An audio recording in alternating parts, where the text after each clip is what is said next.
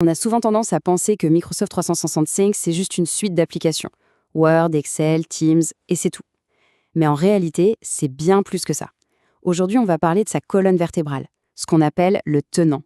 C'est le véritable cœur numérique d'une entreprise, et franchement, comprendre comment ça marche, c'est devenu crucial.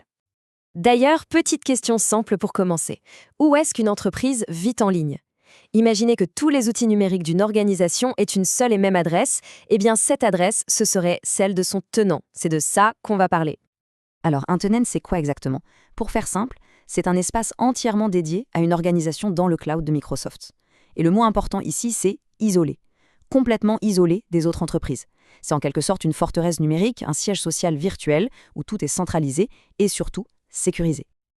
Ok, voilà le programme. On va d'abord voir ce concept de QG numérique. Ensuite, on plongera dans les plans pour comprendre la différence entre le tenant et les abonnements. Puis, on verra les opérations du quotidien, les réglages qui sont vraiment essentiels, et on finira avec quelques bonnes pratiques d'administration. Allez, on commence. Le tenant, c'est donc le quartier général numérique. Mais pourquoi est-ce que c'est si important? Eh bien, tout simplement parce que ce n'est pas juste un produit qu'on achète. Et ça, c'est vraiment le point clé à retenir. Un tenant, ce n'est pas une application qu'on installe, pas du tout. C'est une architecture, c'est littéralement la fondation qui va soutenir l'identité, la sécurité et la collaboration de toute une organisation. Sans ça, rien ne tient. Maintenant, pour bien comprendre, il faut regarder un peu les plans de cette construction numérique. Pour que tout soit clair, on doit bien faire la différence entre trois éléments clés. Le tenant, l'annuaire des identités et bien sûr les abonnements qui donnent accès aux services. C'est là que l'analogie avec un bâtiment devient super utile. Le tenant, c'est le bâtiment lui-même, les murs, le terrain. L'annuaire Entra-ID, c'est le service de sécurité à l'entrée, celui qui gère tous les badges d'accès. Et les abonnements, eh bien, ce sont les contrats de service. Microsoft 365 Copilot, c'est ce qui fournit l'électricité, l'eau et les services un peu plus premium comme l'intelligence artificielle. Et voici le principe de sécurité numéro 1 et c'est non négociable. Chaque tenant est une île.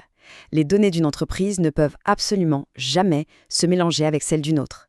C'est une garantie fondamentale de confidentialité que Microsoft assure. Prenons un exemple tout bête. Voici deux entreprises, le renard IA et le chien IA. Même si toutes les deux utilisent Teams ou Outlook, elles vivent dans des univers parallèles, complètement séparés. Leurs utilisateurs, leurs fichiers, leurs licences, rien ne peut se croiser. Jamais. Bon, maintenant que l'architecture est un peu plus claire, voyons à quoi sert ce tenant dans la vie de tous les jours, de manière très concrète. Au quotidien, le tenant, c'est la tour de contrôle. C'est de là que l'on gère la création des comptes utilisateurs, le stockage des fichiers sur SharePoint, l'attribution des licences pour Copilot. C'est aussi là qu'on applique les règles de sécurité, comme l'authentification multifacteur. Bref, tout passe par lui.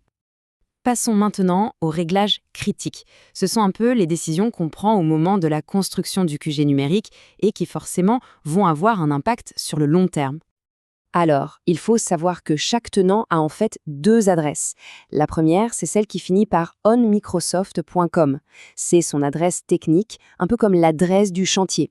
Et la deuxième, c'est le domaine personnalisé, celui de l'entreprise. Ça, c'est l'adresse officielle, celle que les clients et les partenaires voient sur les emails. Ensuite, l'emplacement. Où vont être stockées les données?